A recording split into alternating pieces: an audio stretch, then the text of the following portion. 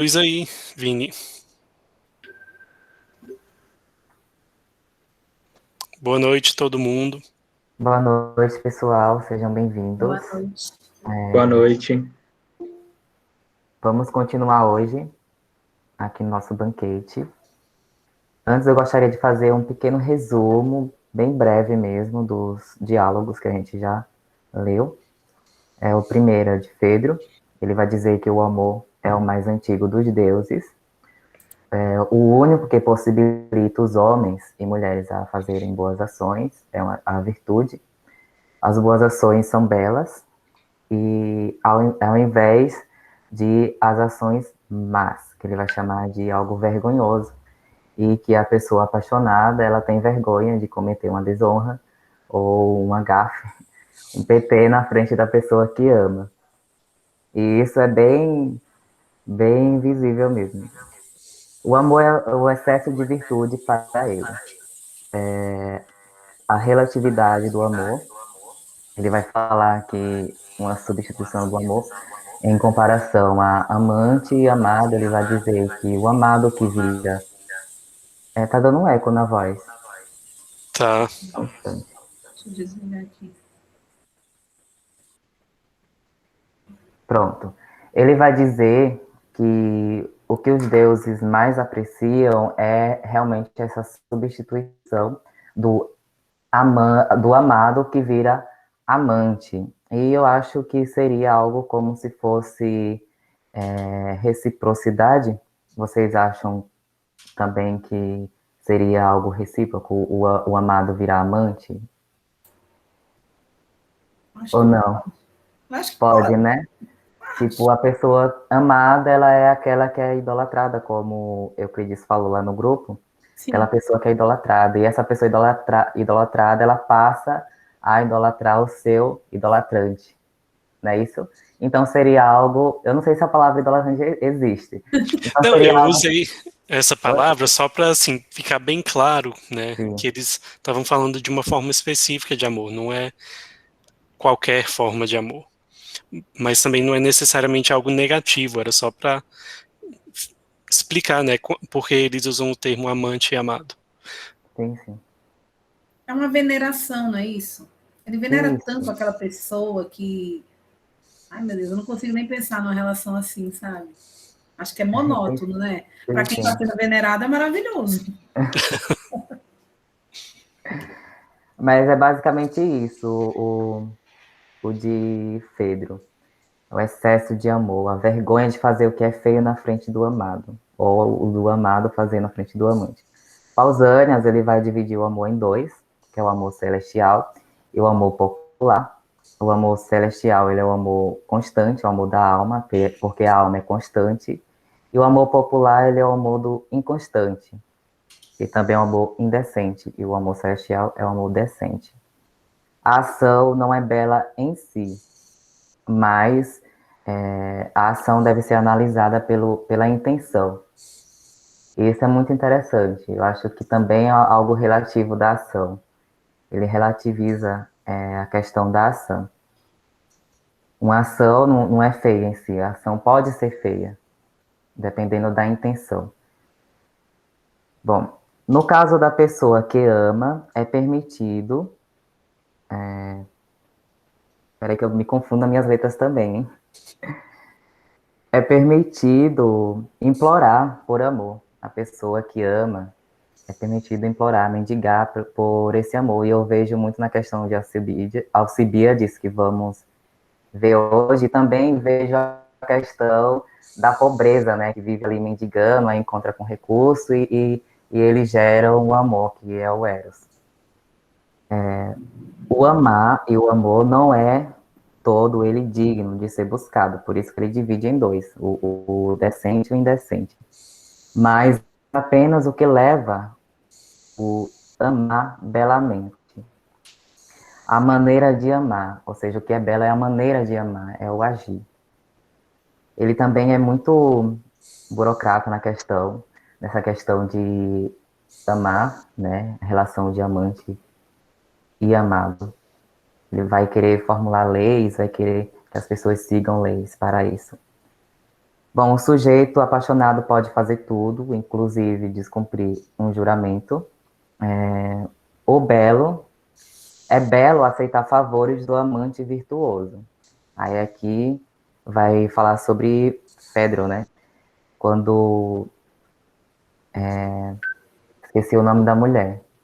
Diotima? Aquiles, Ah, não, Aquiles e tem outra lá que morreu pelo marido.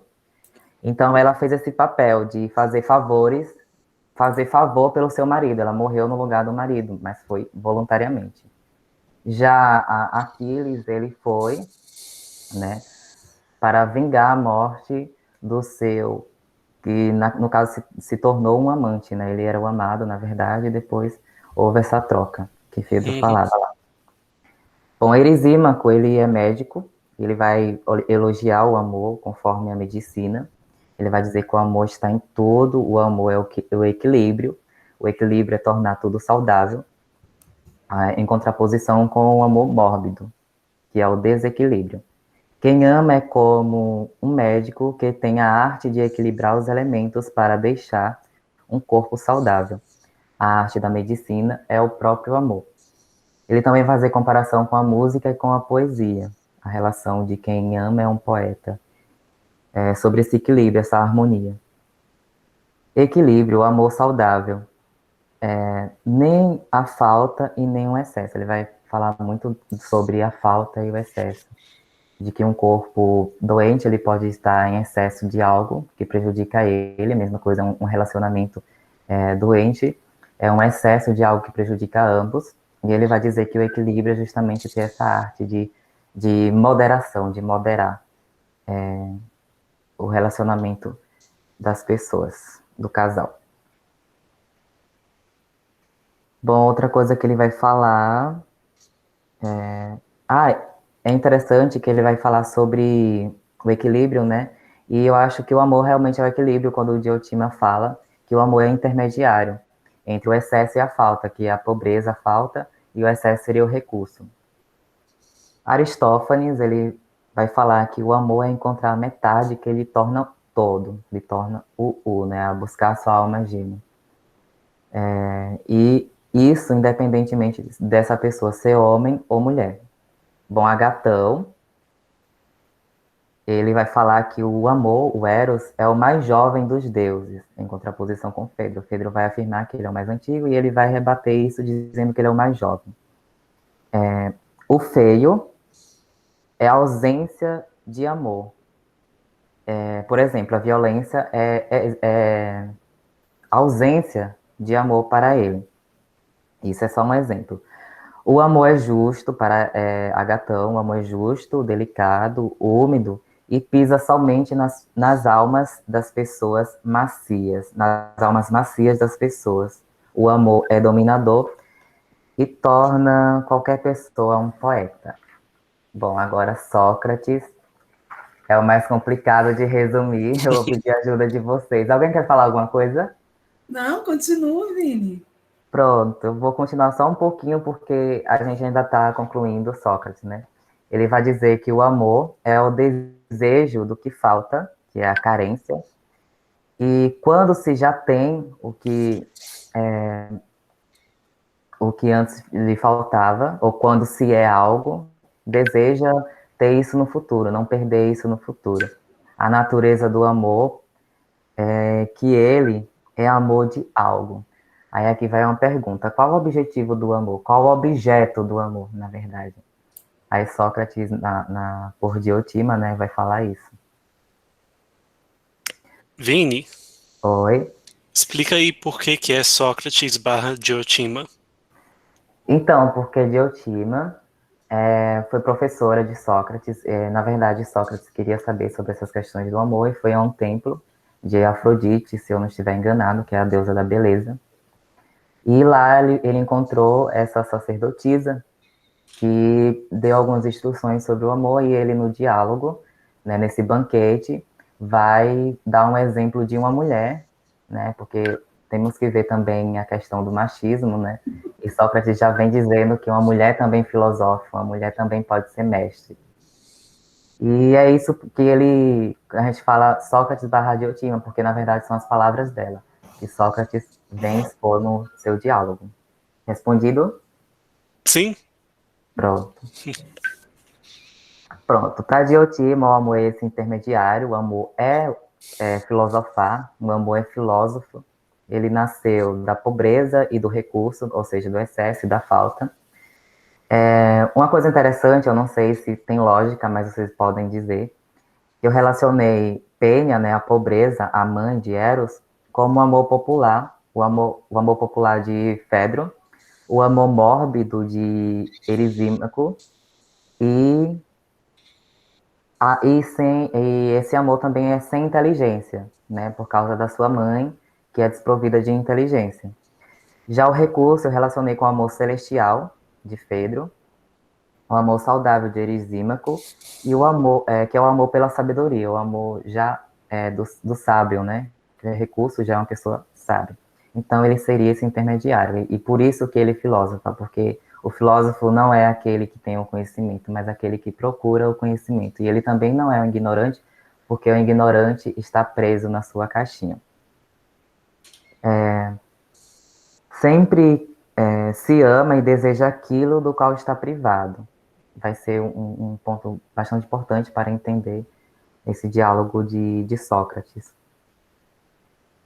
E também a gente parou na parte da eternidade, né? Espiritualidade. Isso. Essa parte é muito interessante. Vocês querem falar alguma coisa? Eu tô ouvindo você falar aí, eu acho que quando eu falei que eu li alguma parte do texto, porque eu não lembro, assim, das outras partes falando, eu lembro mais da parte de Sócrates. Se não me engano, ele contava sobre um mito de que antes todos eram uno e tentou escalar o céu e como vingança, Deus os separou.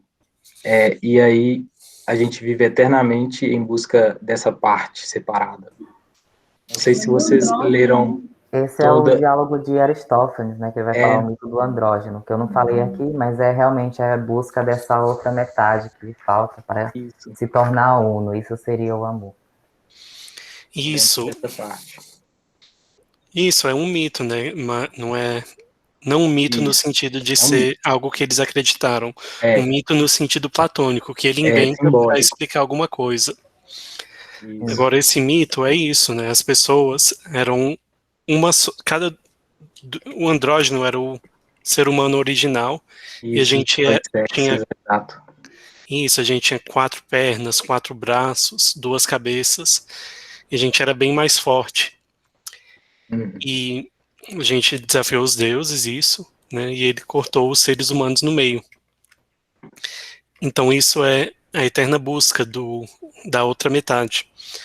Aí tem um pouco a ver Entendi. com a questão da alma gêmea, a questão dessa necessidade de virar inteiro. É interessante. E Sócrates vai rebater, né? Esse discurso da busca pela metade. Ele vai dizer que nem é a busca pela metade, nem é a busca pelo todo. Eu vou ler aqui rapidinho, também falar sobre essa questão, do livro de Paviani. Amor, desejo, felicidade e bem. Eros deseja as coisas belas. Mas em que consiste o amor do que é belo? E se a pergunta substituísse o belo pelo bom? Quem ama as coisas belas, o que deseja? Quem possui as coisas boas, fica feliz. Mas é preciso observar que o amor não é procurar nem a metade, nem o todo, mas o que é bom, pois os homens amam o bem e o querem possuir para sempre. Em síntese, o amor é desejo de possuir sempre o bem. Quando ele fala que não é a busca pela metade, porque essa metade pode ser a feiura, né? Pode ser algo mal. E a gente parou sobre imortalidade na reunião passada. Eu tenho um trecho aqui também desse livro, que fala assim: amor, conhecimento e imortalidade. Imortalidade. Amar é gerar na beleza, segundo o corpo e o espírito, pois gerar no feio não é possível. Na realidade, a união entre o homem e a mulher é geração divina. e, desse modo, participação da imortalidade pela concepção e pela geração. Os mortais, pela procriação, participam da imortalidade, que é o desejo necessariamente ligado ao bem. A geração é um meio de deixar um ser novo no lugar do velho.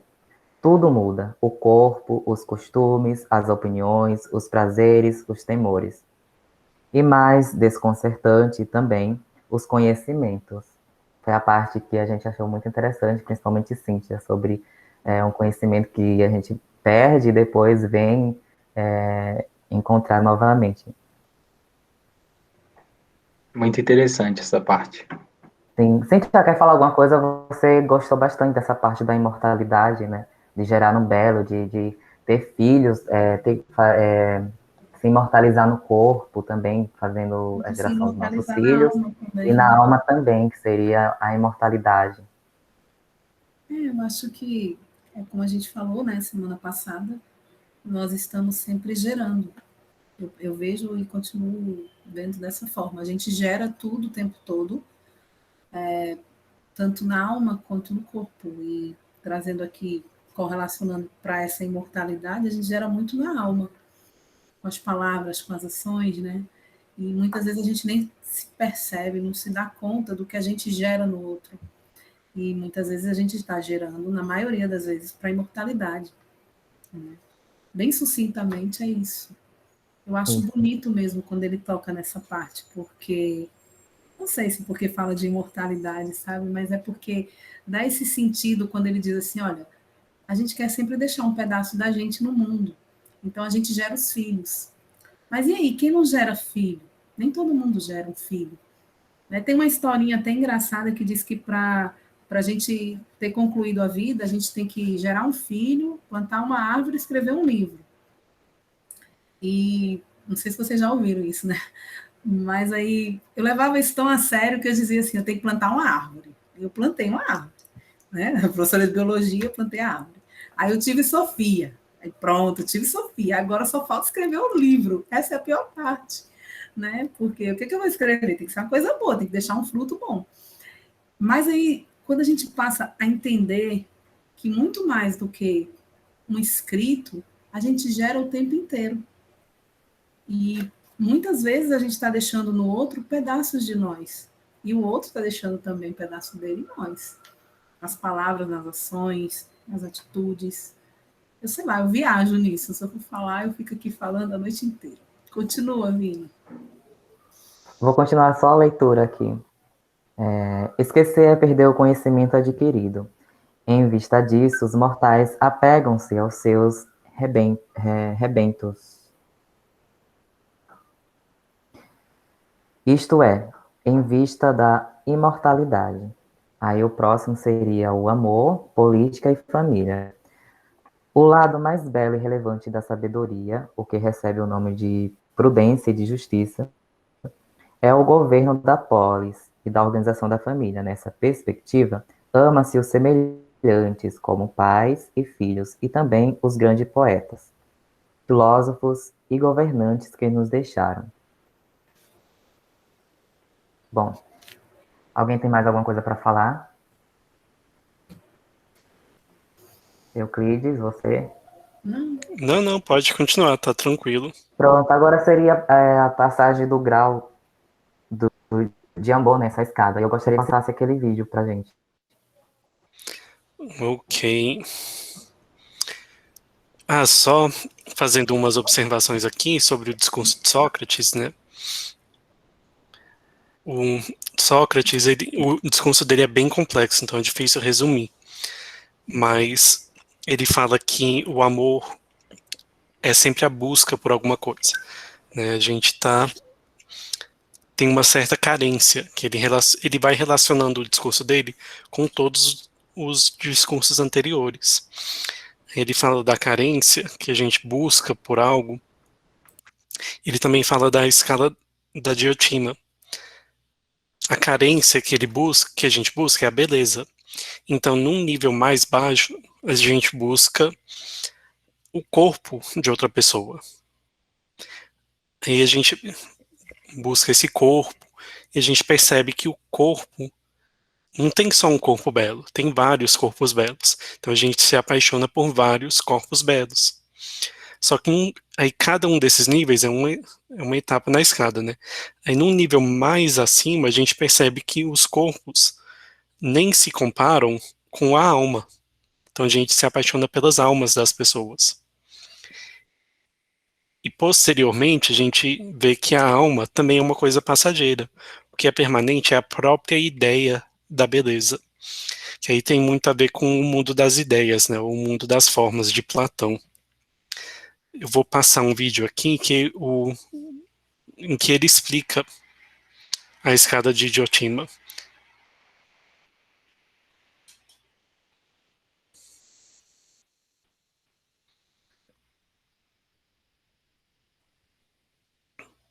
Estão vendo a minha tela? Sim, Tô vendo. tô vendo.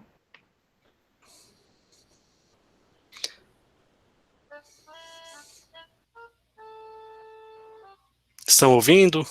Sim, Isso. então, Beleza. Sim.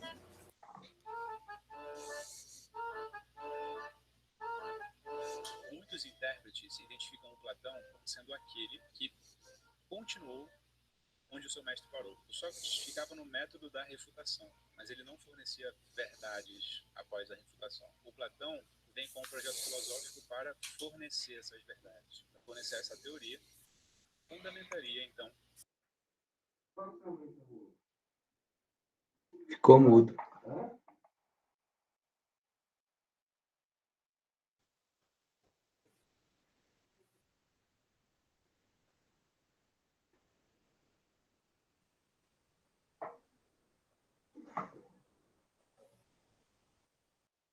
Euclides, tá sem áudio. Tem que ligar seu áudio. Achei que era aqui. Não tô ouvindo.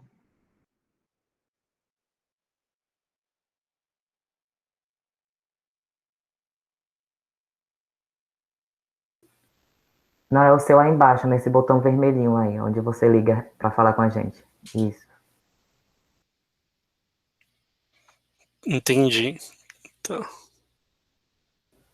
Pronto, agora é só rolar.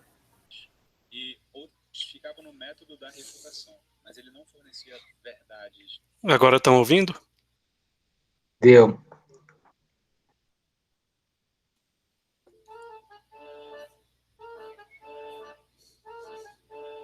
O áudio está saindo muito baixo aqui.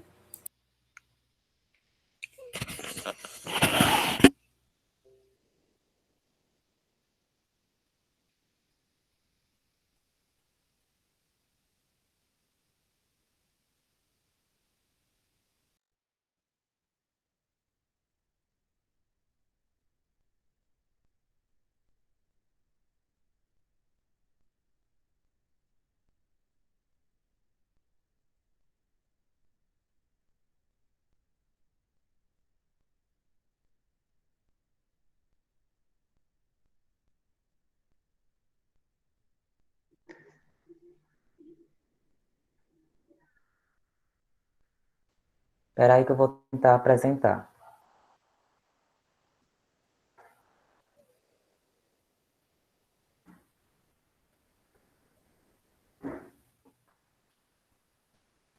Estão vendo? Não. Ah, tá carregando. Oi, Tá melhor o áudio? tá bom.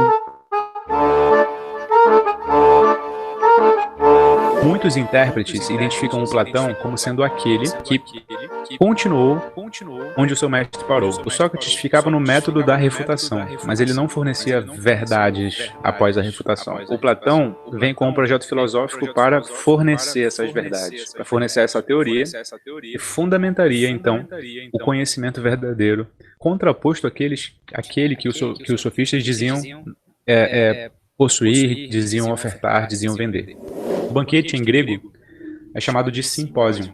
Aqui, o Platão coloca na mesma mesa o Sócrates, o Aristófanes e outras pessoas também para discursar sobre o amor. E lá pelas tantas, o Sócrates diz que ele aprendeu o que é o amor, isso é muito curioso, com uma professora. E vocês já sabem que a cultura grega não era nada acolhedora com as mulheres. Essa mulher é uma estrangeira, ela não é ateniense, o nome dela é Diotima. A Diotima é uma sacerdotisa do mundo antigo. Ela compara o trajeto que nós temos para conhecer as coisas com uma escada. Ela fala assim: o amor é o amor do que falta. Ninguém ama o que já tem. Por definição, a gente só ama e só deseja aquilo que nos falta. Só que ela fala assim: esse desejo por algo que falta pode ser muito pedagógico, Sócrates. O amor é um dos caminhos, ou fornece um dos caminhos pelos quais cada um pode percorrer em busca de alcançar o conhecimento verdadeiro. Isso ficou conhecido na história como a escada de Diotima. Diz a Diotima: quando a gente ama, a gente primeiro começa no degrau mais baixo do amor, até atingir o degrau mais sublime. A gente começa ali encontrando corpos belos, né? Pessoas belas. Pessoas que, claro, são belas para nós. O amor, essa é uma das definições, é buscar o belo no outro. Por exemplo, eu coloquei aqui uma atriz que é muito bonita, que é a Bruna Linsmeyer. Por exemplo, o primeiro degrau da escada seria a Bruna Linsmeyer. Aí eu progrediria nesse degrau em busca da beleza, do amor verdadeiro, e encontraria ali a Scarlett Johansson, que também é uma atriz muito bonita. Só que eu me cansaria da Bruna Linsmeyer e da Scarlett Johansson, porque depois de ter contato com muitas pessoas bonitas, a gente percebe que as pessoas bonitas se parecem. Elas são muito iguais umas às outras. Vocês já perceberam isso? Elas correspondem ao mesmo padrão. E aí elas cansam. Quando você descobre isso, você descobre, de repente, que a beleza mesmo, não está nas pessoas. A beleza é algo que transcende as pessoas. E aí você já está preparado, aí você sobe de degrau.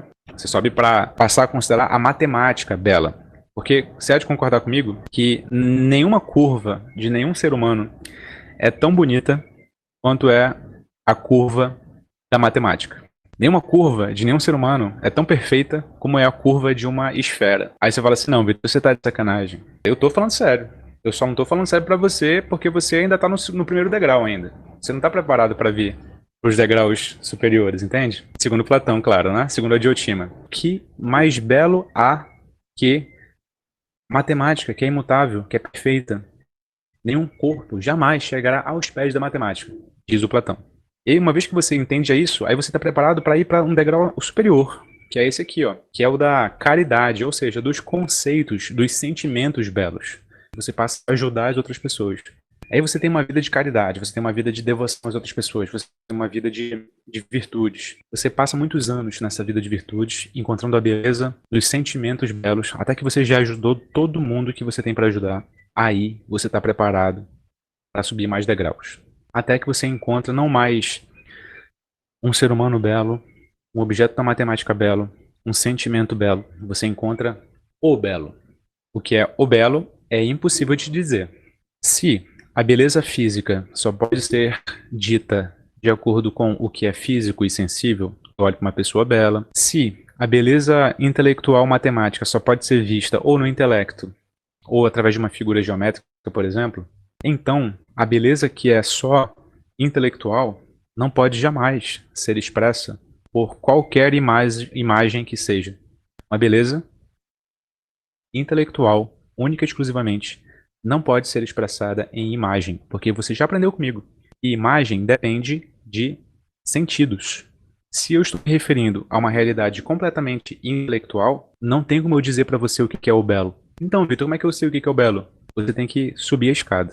Você tem que compreender a sua trajetória de vida e você jamais enxergará o belo verdadeiro enquanto você confundir a beleza individual, a beleza das coisas sensíveis com a beleza verdadeira. O Platão está mostrando para a gente, nesses diálogos aqui, que o que vale é o não sensível. Por quê? Porque só no âmbito não sensível é que eu fujo desse âmbito típico dos sofistas em que tudo muda, tudo é transitório, os desejos mandam, as paixões dominam. Eu tenho que transcender esse mundo transitório para chegar num mundo imutável.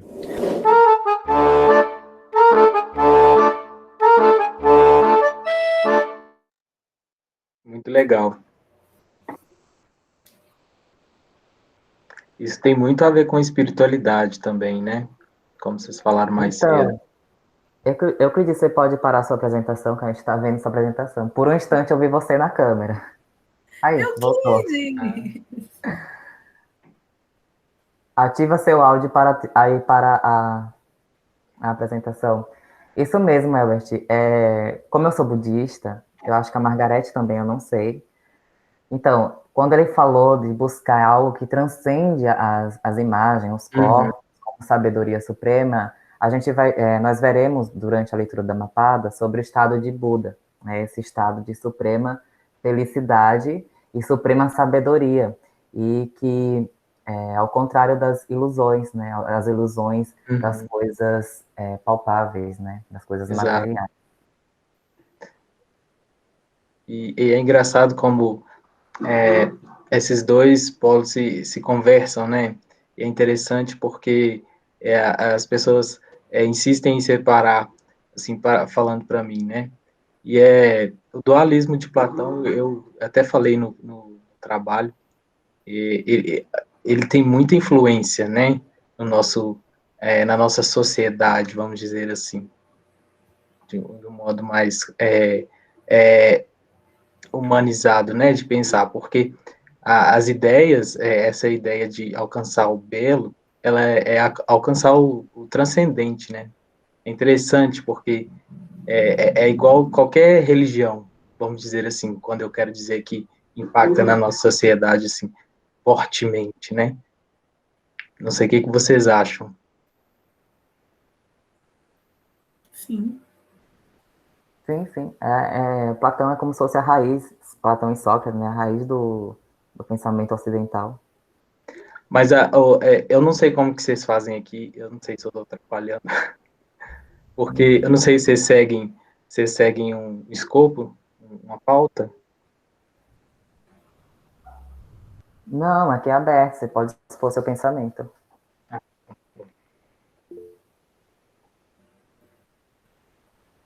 Obrigado. Mas é isso. E essa busca infinita, né? É engraçado que ele tira o conceito de infinito, essa busca pelo infinito. Ele está relacionando o amor a outras coisas para poder explicar, né? Oi? Desculpa, eu tô rindo do Euclides, precisando pensar que era... Porque o Euclides botou, o microfone tá funcionando, quando é a câmera, é o microfone. Desculpa, Elbert. Não, tá tranquilo. Eu não vi, não. Ai, continua, vai lá. Não, era isso que eu ia falar. Eu tô com vergonha agora. Perfeito. Não fica não, você vai se acostumar, eu falo muito mesmo. Eu tô até caladinho. Perfeito. Vocês compreenderam a última etapa do diálogo de Sócrates, que seria essa escada de Diotima? Sim. Pronto, então agora a gente já pode partir para Alcibiades, né? Liga a câmera, Euclides, agora a gente vai para Alcibiades.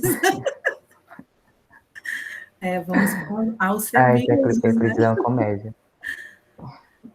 Então, pessoal, Alcibiades, para mim, ele é uma mudança radical no banquete, principalmente esses 2 últimos dias que eu venho acompanhando o discurso de Alcibiades, em comparado aos outros, é que os outros estão numa idealização do que é o amor.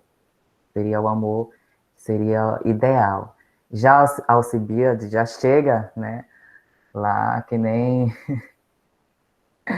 chega bêbado, com várias pessoas lá no banquete, atrapalhando tudo, já demonstrando como era o amor na realidade. E também sobre ciúmes, essas questões, assim, achei muito interessante. E também o amor não correspondido. Aí que Cíntia falou sobre o amor platônico, se vem daí. Eu também estou pensando nessa linha, por enquanto, do amor platônico vindo dessa parte de Alcibiades. Eu vou falar, depois eu quero ouvir o Euclides. Eu vou falar logo. Pode falar. Estou revoltada aqui. Que conversa, a gente estudou quase que o mês todo, e aí chegar o Alcibiades bêbado, vê que fim trágico. Parece novela mexicana. Bêbado, dizendo um monte de desaforo, ciumento. Quando eu penso que ele está com ciúme de um, ele está com ciúme de outro. E no Cíntia, final, eu digo, gente, peraí, para tudo. Eu li o negócio umas 3 vezes, eu digo, acabou o livro, não tem mais uma folha, não tinha mais nada. Porque a gente subiu, eu digo, agora vai fechar, né? Mas não. Aí eu fui lá e disse, tô revoltada. Aí o Euclides fez, você tem que ver nas entrelinhas. Aí eu comecei a ver com o Vini. Aí o Vini já puxou essa questão do amor platônico. Aí a gente começou discutindo que na juventude, aí depois eu disse, olha, só na juventude não. Tem muito adulto que, né, ainda tem essa... Eu digo, gente, que loucura. Aí eu disse, mas o bom dos livros filosóficos é o que fica. Eu digo, mas, gente, parecia novela, porque, assim, foi bom, e cada diálogo era um melhor que o outro. Aí, no final, vem Alcebiades, né, coroa Sócrates, dá aquele vexame todo, é aquela situação. Eu fico imaginando a cena, eu digo, e cadê o final? O grande final. Aí ele vai e fala que ele está apaixonado lá por Sócrates e ele fez de tudo. E eu conversava com o Vini no grupo, eu digo, gente, ele tentou de tudo com Sócrates, que horror. Ele tentou tudo. E no final, né, ele diz, foi como se eu tivesse deitado com um irmão meu, assim, não rolou nada, né? Aí eu digo assim, super platônico, é daí que vem aquele negócio de dizer o amor platônico, o bichinho não foi correspondido, e Sócrates tem uma hora que ainda diz, você está querendo trocar aí ouro por cobre. Meu Deus, levou um murro, assim, pá, na cara. E eu não conseguia ver, além, né, eu dizia, gente, eu não consigo, não tô conseguindo perceber o que tem de mais essencial nisso. E aí, à tarde, eu acho que eu passei a tarde com o Vini, o Euclides também estava comentando, e a gente começa a perceber quantos de nós, se não, acho que todos, talvez, passamos por essa etapa aí. Todo mundo, acho que já foi Alcebiades, nem que seja lá com 11 anos, 12, no começo, que tem... Eu já fui os dois, tanto Sócrates como Alcebiades. E aí a gente começa a ver e a enxergar as entrelinhas. Mas aí eu vou deixar para o Euclides, porque eu vou ter lá no Google. As entrelinhas é sua, Euclides. não, o que eu queria falar sobre o Alcibiades, que talvez ajude a entender, o cara era meio doido. Ele era muito bonito. Ele era considerado o ateniense mais bonito da época. E como ele era muito bonito, todo mundo fazia o que ele queria. Então ele foi criado de um modo muito mimado. Ele queria dormir com tal pessoa. A pessoa ia lá e ficava com ele. Ele queria algum favor de alguém que estava dormindo com ele. A pessoa ia lá e fazia. Então, por isso que, só para você ter uma ideia, ele era um general na guerra civil, né, entre Esparta e Atenas. Aí o cara era um general de Atenas, aí eles discordam com ele fica tão chateado que ele deserta e vai para Esparta. Ele vira um general em Esparta. E o cara era tão bonito que eles aceitaram ele. Assim, só a maior virtude dele era a beleza, né? Tá, aí o cara ficou puto com Esparta e ele desertou e foi pra Pérsia, que era o inimigo dos dois, né? No filme 300, os Xerxes, ele era inimigo dos atenienses e dos espartanos, dos gregos. E o cara foi lá pra Pérsia. Aí depois ele abandonou a Pérsia, foi pra Fígia, depois voltou pra Atenas e os caras aceitaram ele de volta, porque assim, o cara era tão bonito que o pessoal aceitava, né, que para os gregos a beleza era uma das maiores virtudes. Agora, o que eu queria falar, só fazer uma observação, eu falei mais cedo da questão da interpretação. O vídeo que você passou, Vini, a interpretação tá muito boa. Só que eu só quero fazer uma, sim, mas era mais a beleza, o Alcibiades. Mas ele era inteligente também. No vídeo, tem uma questão da interpretação. Ele começa a falar das curvas, da matemática. Num plano de interpretação ele está certo, mas só Platão não diz isso explicitamente, tá? No livro, O Banquete, ele dá só 4 etapas. Ele fala de quem ama os corpos, um corpo, quem ama vários corpos, quem ama as almas e quem ama a própria beleza, tá? Então, Sócrates, o Platão não disse aquilo. É a interpretação. Aí a interpretação está adequada. E sobre a escada da Diotima, a minha interpretação é que todo livro, na verdade, é a escada de Diotima. nós temos o primeiro discurso de Fedro, que é o amor sexual, carnal. E pode parecer que é uma coisa ruim, mas a própria Diotima fala, olha, os animais também amam. Então, se eles amam, esse amor carnal é amor. Né? A gente está falando que é um amor que parece ser bem egoísta no discurso de Fedro, mas esse discurso realmente é uma coisa egoísta, quer transar com a pessoa, quer extrair algo, mas não é só isso, você também quer, é como se fosse um instinto, né? Você quer criar uma pessoa, só que é um nível mais baixo, que seria um nível carnal. Aí depois, Pausanias faz a diferença entre um amor belo e um amor vulgar. Então já sobe um nível na escada, né? Agora a gente não tem só o amor sexual, agora tem também o amor pela alma da pessoa. E cada discurso vai subindo, né? Depois tem Erisímaco, o médico, e o discurso dele, ele fala muito da questão da harmonia. Então já é um grau mais acima. Então a gente tem um amor carnal. Se a gente pensar num relacionamento, numa atração, a gente começa com uma atração carnal, sexual. Aí depois a gente vai e conhece a pessoa, vê que a pessoa é bacana. Aí depois vai e começa a ter aquela química, né? Aquela harmonia. E é isso. O quarto discurso, né, seria um grau acima, que é o discurso do... qual que é mesmo? O dos andrógenos? Não. Aristófanes, que é a questão da alma gêmea. Então você procura a pessoa porque você tem uma necessidade. Mas se a gente olhar essa questão da alma gêmea, é uma necessidade recíproca. Então ele adiciona essa questão da reciprocidade e também dessa necessidade das almas gêmeas. Depois tem o discurso... Quem que vem depois? É o Agatão, né? Aí o Agatão já começa a falar das... Hã? O quê? É Agatão mesmo. Aí o Agatão começa a falar da questão do que a gente faz pelo amor, ou de como o amor faz a gente sentir, e o que a gente produz por causa do amor. Ele fala que o homem apaixonado produz a poesia, por exemplo, né? E para mim eu já vejo algo mais de doação, não tanto de receber, mas de dar também. E o nível mais alto, óbvio, é a questão da Diotima, Sócrates, que não é só amar uma pessoa, você ama várias pessoas. Então, se você ama várias pessoas, você não está se preocupado só no seu bem. Você quer fazer o bem para a comunidade. O vídeo, né, ele fala da caridade, mas não é só isso. Se você pensa, por exemplo, num professor, ele faz um bem muito grande para todos os alunos, assim, em tese, né, não todos os professores. A gente tem que ser professores, nós temos que ser professores que fazem um bem para os alunos, viu? Mas se a gente pensar, por exemplo, num Gandhi, no Buda, Jesus, né, sem entrar nessa questão da espiritualidade, todas essas pessoas amaram várias pessoas, eles amaram em geral, e não só um amor que queria extrair algo, que queria se beneficiar ou transar com a pessoa, né, mas era um amor que eles queriam dar, que eles queriam o bem das pessoas, eles queriam se doar para as pessoas. Então isso seria um, né, nível cada vez mais alto na escada de Diotima.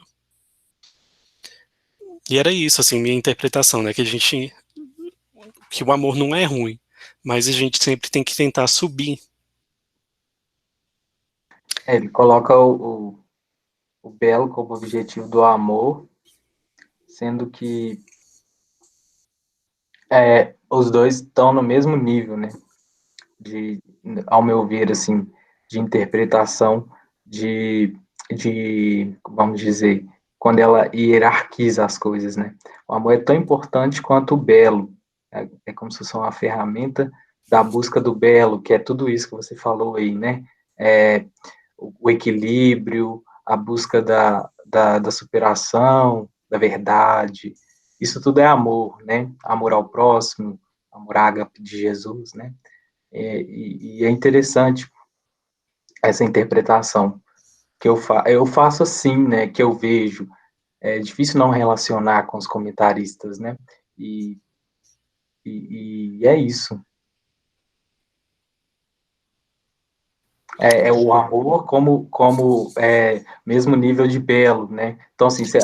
é um retorno, é um eterno retorno de Nietzsche, você parar para pensar. Tem muita relação, porque é o modo da eternidade, né? Nietzsche traz a eternidade do eterno retorno para a vida, enquanto ele quebra, né? Ele dá essa briga com os antigos e com a modernidade por causa disso, né? Tudo parte ali daquela época e não sei como que eu vim parar aqui, mas esse retorno, né? Você busca aquilo que você tem aquilo que você busca, você dá e recebe. São partes complementares, né? Isso. O amor só pode amar o belo para ser verdadeiro, né? Ou seja, é tão importante quanto o amor e o belo. Só que eles colocam o belo ela coloca o belo, né, Diotima, como objetivo final. Eu não sei se a escada tem mais degraus ali, quantos degraus ela tem, eu não li, eu não lembro, né? Eu já ouvi falar, mas nunca pesquisei sobre a escada de Diotima, mas eu já ouvi falar algumas coisas. Então, no livro, ela só fala esses 4 níveis, né? Que é amar um corpo, amar vários corpos, amar várias almas e amar o belo. Só que é uma coisa aberta, Elbert. Você pode interpretar. Inclusive, eu sempre falo que, para mim, Platão não traz respostas, ele traz perguntas. Então, todo livro de Platão que eu leio como um convite para a gente pensar, não como um livro com as respostas prontas. Isso mesmo. Acho que você colocou... Foi o Euclides que colocou. Esse livro é muito polêmico. A gente devia ter começado pela República. Eu digo, meu Deus do céu. Né? Mas, na verdade, é polêmico porque o tema é o amor. Né? Sim, a República não ia ser tão polêmica mesmo. Amor é um tema... questões. Ao mesmo tempo que ele é tão importante, transcendental, ele também é polêmico, né? Porque... Nós passamos por todas as etapas, digamos assim, do que a gente pode correlacionar ao amor. O amor carnal, o amor mais belo, o amor egoísta. Nós fomos, sabe, adentramos a tudo nesse livro. Foi de uma forma muito bonita e eu lembro que a primeira vez que eu peguei o banquete, que eu comecei a ler a primeira página, eu estava encantada. Ai, que lindo! Ai, que poesia! Ai, era um discurso mais bonito que o outro. Parecia que eu estava estudando letras. Eu me lembrava das aulas de literatura. E aí eu vinha conversar com os meninos e eu dizia, atenta entre as linhas. Eu dizia, estou muito superficial, deixa eu voltar. Aí eu voltava. Adentro nas entrelinhas. Aí eu ia para o Vini, aí a gente conversava. Gente, olha o que eu descobri. Aí colocava lá uma frase, aí o Vini vinha dizia uma coisa, aí o Euclides dizia outra, o James dizia outra. E ali a gente já ia, de uma frase pequena, já tomava um outro rumo, já estava em uma outra discussão, e de repente o leque foi se abrindo e as coisas foram fluindo.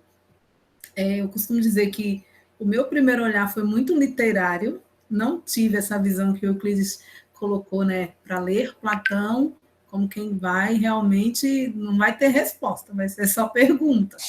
Né? É a finalidade, é a pergunta. Né? Hoje teve uma parte que eu e o Vini ficamos assim. O Vini lançou alguma coisa lá no grupo e daqui a pouco eu comecei perguntando e o Vini perguntava, e eu perguntava, teve uma hora que o diálogo só era pergunta. Aí a gente parou, eu digo, gente, nós estamos aqui só perguntando, eu e o Vini.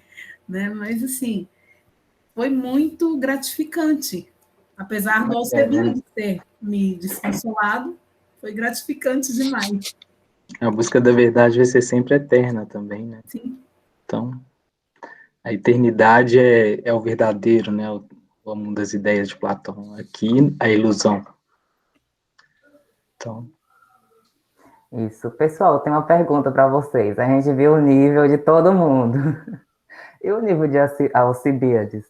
Para mim, particularmente, ele é a incorporação de todos esses níveis, de todos esses discursos.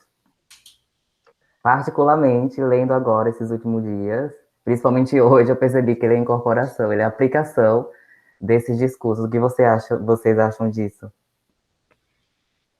Eu acho que eu falei lá, né, Vini, que a minha interpretação é bem diferente da sua. Mas a sua é válida também. Se quiser expor aí, por que que é a incorporação? É justamente porque eu falei assim, que enquanto os demais estavam falando do amor no campo da ideia, ele já chegou bagunçando tudo, depois de um bloco de carnaval, já demonstrando como era um amor de verdade, tipo, uma aplicação desse amor e um amor não correspondido. Não, estava só respondendo o que você falou mais cedo, que não tinha visto. Sim, sim. É basicamente isso que eu entendi, que ele o banquete fez um reviravolta, enquanto estava tudo num padrão, tudo fazendo tudo em análise, em degraus, em níveis. Aí Platão vem mostrar que o amor não é realmente isso. Na aplicação ele é bem confuso de entender. Eu podia resumir assim, Alcebiades dizendo assim, e tudo terminou com um bêbado falando, meu Deus do céu, né? Aquela mesa de bar onde todo mundo já bebeu, encheu a cara, mas o Vini, eu consigo entender esse lado que o Vini mostra, sabe, Euclides? Como se fosse assim, até a primeira escada, o primeiro degrau, aliás, da escada da Diotima. Aquele amor platônico, aquela coisa meio sem nexo. Alcebiades, ele me mostra muito isso. Eu acho que eu quis dizer, ele era meio doidão, ele era meio sem nexo. Ele mostra isso no diálogo, mas, por outro lado, tem uma parte que ele também é muito inteligente, porque ele diz assim, vocês estão mandando eu, que estou embriagado, falar do amor, não é justo não. Quer dizer, ora, ele tinha lá um pouquinho de tutano. Então, ele não queria nem se comparar com os outros que não estavam bêbados. E ainda assim, ele conseguiu fazer um discurso tão bom que Sócrates não refutou. Ele fez, se eu estiver mentindo, você diz aí. Se eu estiver falsetando, você diz. Sócrates ficou caladinho, ele só falou assim, Exatamente, né? exatamente. Ele só teve uma parte ali que ele deu uma bofetada. Você está querendo trocar ouro em cobre, mas ali foi parte antes e tudo mais. Mas Sócrates ficou caladinho. Por quê? Porque, na verdade, aconteceu do jeito que ele estava contando. Tem a questão da beleza de Alcebiades, como o Euclides colocou, para mim mostra muito a primeiro degrau da escada, né? Ainda muito preso, Alcebiades muito imaturo ainda nessa questão. Eu vejo Alcebiades muito imaturo. No primeiro momento, pelo ciúme, o ciúme ele é sempre uma forma de domínio. Isso não quer dizer que quem ama não sente ciúme, gente, não é isso. É claro que sente ciúme, lógico. Mas existem as formas, existe também, vamos dizer assim, a quantidade, né? O jeito, Alcebiades estava ali meio descompensado, e a gente pode parar para pensar assim, será que era porque estava embriagado? Eu costumo dizer que quando a gente se embriaga, a gente coloca para fora o que a gente não tem coragem sem estar embriagado. Então, assim, aquele ciúme doentio, aquela beleza, né, aquela coisa de só receber, mostra essa imaturidade no discurso de Alcebiades, para mim, sabe? Mas eu consigo entender quando o Vini coloca como um todo, como fechando o discurso dessa forma, eu entendo, porque nós passamos por essas etapas. Eu até acho que correlacionei lá com o Vini, uma aluna que se apaixona por um professor. Eu acho que eu cheguei até a comentar aqui no grupo, né, uma vez que não lembro quando, mas lembro que eu comentei, né? Algumas pessoas se apaixonam pelo cérebro. Alcebiades, na verdade, ele não amava Sócrates. Ele amava o que Sócrates trazia nele, que é a capacidade de entendimento, que era a busca do conhecimento que Sócrates instigava em todos. Então, isso, se a gente comparar, existem muitas garotas e garotos também, né? Que se apaixonam por professoras. Isso, garotos pequenos, a gente, eu tô amando a professora. Não, não é a professora. Você está amando o conhecimento e a forma que aquela pessoa tem de instigar o conhecimento em você.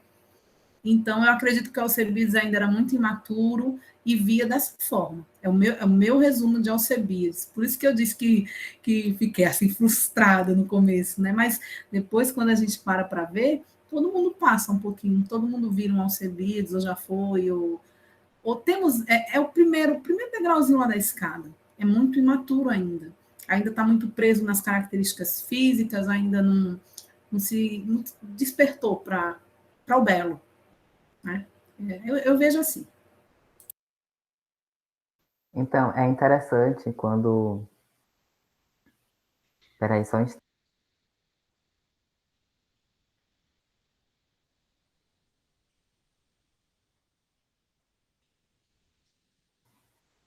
Pronto, voltei.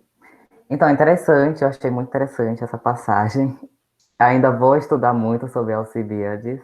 Eu acho que o discurso que eu vou ler novamente, porque eu quero entender a relação de Heráclito com o discurso de Erisímaco. Quero entender o discurso mais profundo de Sócrates e esse último. Esses são os 3 discursos que eu quero entender. Eu ia falar algo, mas eu não achei. Aqui sobre essa passagem Ah, sim! Pronto. Enquanto todos estavam fazendo homenagem pelo amor, pelo deus Eros, ele se recusa a fazer essa homenagem porque ele vai homenagear o objeto do seu amor, né, que seria Sócrates. Aí ele vai colocar Sócrates lá nas nuvens e realmente a cabeça de uma pessoa apaixonada. É bem isso. Tá. Agora eu vou fazer a minha interpretação aqui sobre essa parte. Não sei se vocês sabem a história, né, de Sócrates e Platão. Platão também era um jovem belo, muito abastecido, de uma família muito, né? E ele estava estudando para ser poeta. Ele conheceu Sócrates e decidiu mudar completamente o foco dele, né? Só que a gente ainda consegue ver que ele, assim, na alma é um poeta. Os textos dele são muito belos.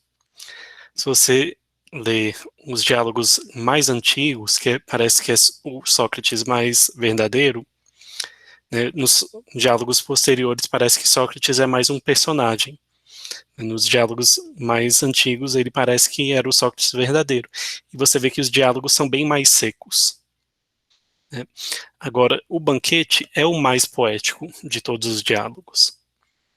Então, para mim, o jeito que eu interpreto é que o próprio banquete, de começo a fim, é uma carta de amor ao Sócrates. Não do amor vulgar, mas desse amor mais elevado.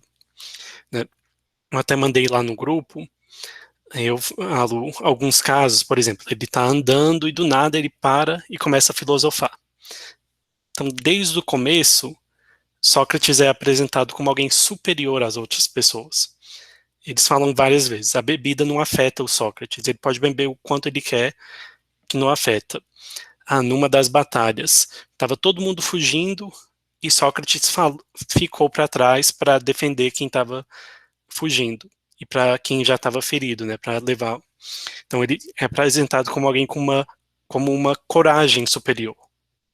E mesmo nesse caso, na última parte, o Alcibiades é alguém bem superior, né, em beleza, e ele está tentando seduzir Sócrates, e Sócrates, ao invés de aceitar essa sedução e cair na sedução, que era até um costume, que ele não seria mal visto por isso, ele é firme na crença dele, de que a educação não é algo para você tirar proveito, no sentido grego, né, não no sentido atual. Aí eu acho que no primeiro encontro eu até falei pro Vini, eu acho o Platão critica muito quem ensina por dinheiro, né? Que a gente tinha 2 formas de educação em Atenas. Uma eram os sofistas, que eles ensinavam em troca de dinheiro, e outro era como que é? Não patrística, pederastia, né? Que eles ensinavam os jovens em troca de sexo.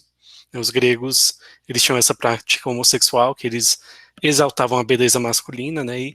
E Sócrates, ele se negou a exercer esses 2 costumes. Ele ensinava pelo amor à sabedoria. Inclusive, filosofia vem daí, amor à sabedoria. Então é isso que eu vejo na República, no banquete, ele do começo ao fim fazendo como se fosse uma carta de amor, louvando Sócrates. Então por isso eu entendo, né, o ponto de vista do Vini, da Cíntia, mas para mim, Alcibiades era como se fosse alguém bonito, dando em cima do Sócrates, e Sócrates rejeitando, né, não porque ele não merece, mas por essa questão que Sócrates era contra essas práticas. E no final, inclusive, termina assim, todo mundo tá lá morto de bêbado, né, Sócrates levanta como se não tivesse nada acontecido e segue com a vida dele. Então essa é a minha interpretação do livro inteiro. Gostei. Deixei as entrelinhas para você. Gostei. Não, mas a sua interpretação também, muito boa. Gostei. Você fechou, assim. Acho que completou. Gostei. Na verdade, tem até uma parte que fala que Sócrates ele pisa na neve, né? E não é congelado, né? Está descalço. E ele sai sem manto a mais. Quer dizer, como se fosse até sobrenatural na condição humana, né? É sempre uma elevação mesmo a Sócrates, o tempo inteiro. Então é isso, pessoal. Eu amei. Vamos nos preparar. Como é que diz o nome do outro? Eu estava escrevendo errado, falando errado. Dalapalha. Damapada. Damapala. Eu dizendo, eu vou ler o Damapala, eu vou ler o Damapala. E daqui a pouco eu vi escrito, eu digo, gente, eu estou falando errado e escrevendo errado. Então, é Damapalha. Me ensina a falar, senão eu falo errado. Damapada. Damapada. Gente, meu Deus, vai dar trabalho. É uma dama pada. Uma palha. Isso. É uma dama pada. Então, e aí é diferente, né? Não é muito essa filosofia, a gente vai ver uma coisa mais diferente do que a gente vê na faculdade. Eu vou amar. Na verdade, eu amei. Eu acho que foi o Euclides que fez uns prints lá. O Vini questionou 300 versões, 400 traduções. Eu amei também. Maravilhoso. E vocês já decidiram o que a gente vai ler? Qual a tradução? Se vai ser a do Euclides? Já. Então, o critério é o quê? Porque, assim, tem várias traduções e ao que eu consigo também passar para vocês, conforme o meu conhecimento de budismo, está de acordo com o livro que Euclides tem, que é essa tradução aí que ele tem. Ele tem nota de rodapé, mais entendível para nós ocidentais, e os outros não, o texto é mais duro, sabe? Assim, é mais difícil. Até as palavras dá para entender outras coisas que não são os conceitos que a gente pode entender como ocidental. Aí o Euclides vai escanear pra gente. Acho que o Vini sabe, o Euclides também deve saber, tem muita gente budista aqui, né? Vini, você é budista, não é isso? Eu acho que a Margarete Barbosa também. Como que é o nome? Eu vi o Euclides falando, eu não sei dizer não, vocês vão dizer para mim. Não sei o quê, peraí. O nome do primeiro Buda, eu não sei dizer não. Siddhartha Gautama? Isso, Siddhartha Gautama ou Shakyamuni. Vocês vão ouvir muito Shakyamuni. Tá, por que ou? Porque enquanto um é o nome real, o outro é um título. O Buda tem vários títulos, né?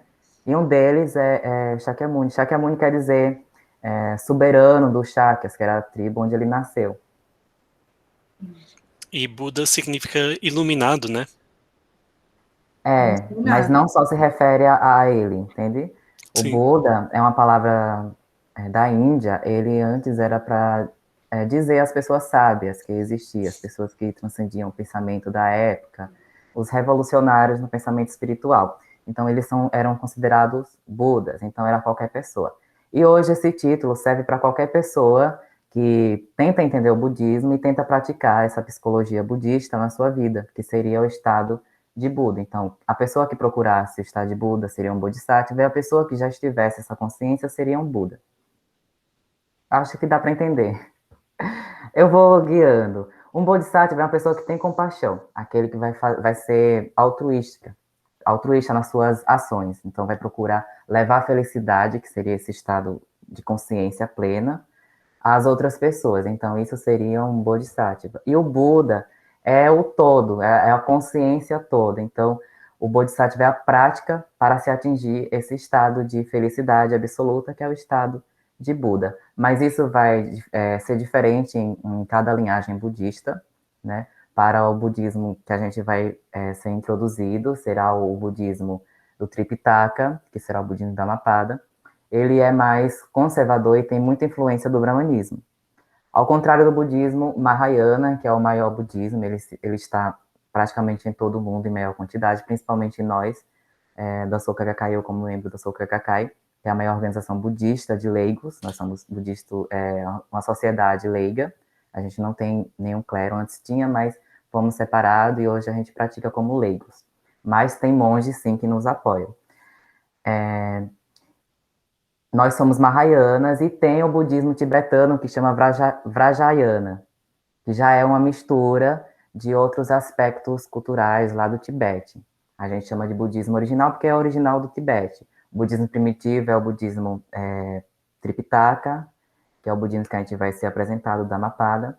E o budismo Mahayana é o budismo que acredita que todas as pessoas têm um potencial para se iluminar, todas as pessoas podem ter essa consciência búdica, principalmente as mulheres, enquanto algumas escolas antigas excluem as mulheres desse processo. O Sutra de Lótus já expõe como sendo enquanto os homens estão em primeiro plano em outras escolas mais antigas, conservadoras, as mulheres estão em primeiro plano nas escolas que se baseiam no Sutra de Lótus. E é isso. Que ótimo. Eu vou ficar bem caladinha, porque eu não sei nada de filosofia oriental, vou aprender muito. E vocês vão estar aí me passando, mas também as dúvidas, eu vou ficar perguntando. Pergunto tudo.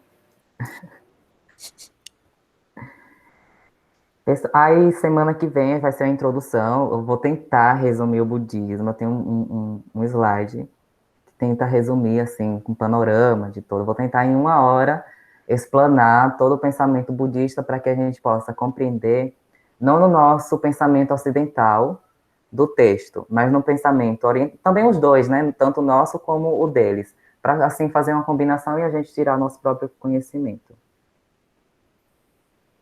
Pronto, vou escrever aqui para vocês.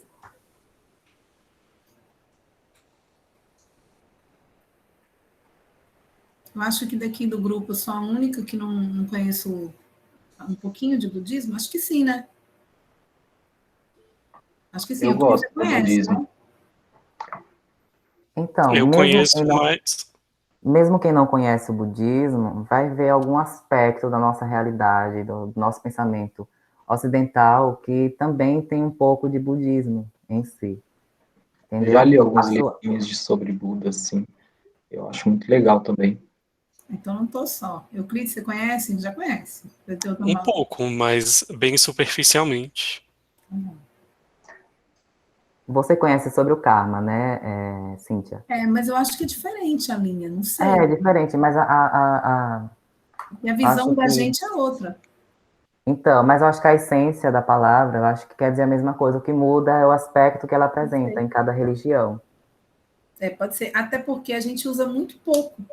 Eu até acho que eu mandei um texto para o Euclides que nem na atividade de texto eu escrevo tanto. Então, a gente usa muito pouco, porque a visão que tem também do espiritismo é muito deturpada. Eu até comentava isso com o Euclides, né? As pessoas acham que todo mundo vê espírito e que tudo é uma sessão mediúnica, e não é bem isso. Né? O espiritismo está muito mais ligado à questão moral, ao aspecto moral cristão. E a gente usa muito pouco a palavra. Pelo menos o centro que eu frequento, a gente quase não usa a palavra carne. É Entendi. difícil, a não ser que esteja escrito ali em algum texto e seja necessário expor. Mas, caso contrário, é muito diferente. Bom, para quem não entende a palavra karma, é aquela que a gente estuda, eu estudei em biologia, ação-reação. A gente fala causa e efeito, que é a mesma Causa e coisa. efeito também. Então, a gente fala lei da causalidade ou lei de causa e efeito. É esse karma, tudo que você faz, você já deixa isso impresso no universo, e quando tiver as condições certas, aquela vibração, aquela energia vai voltar assim para você. Um exemplo, se eu matar uma pessoa, né, não quer dizer que eu vou ser assassinado no futuro, mas quer dizer que a ação que eu fiz, o sentimento que eu fiz, será o sentimento que eu fiz para outra pessoa, será o sentimento que eu serei afetado quando as condições, né, a causa e efeito, as condições estiverem apropriadas para que aquilo aconteça. Então, eu vou ficar, como a gente chama no budismo, no inferno, no estado de inferno, que é um estado de vida, tanto o céu como O inferno é um estado de vida para nós budistas, é um estado interior psicológico. É um estado de consciência, né? Isso, É exatamente. igual também. É parecido, vai ter muita coisa legal. Então, Beleza, vamos fazer isso então. Semana que vem você faz a introdução, Vini, e a gente depois começa a ler. Vamos encerrar por hoje, então? por hoje só. É Mas bom. alguém quer falar alguma coisa? Elbert, Margarete?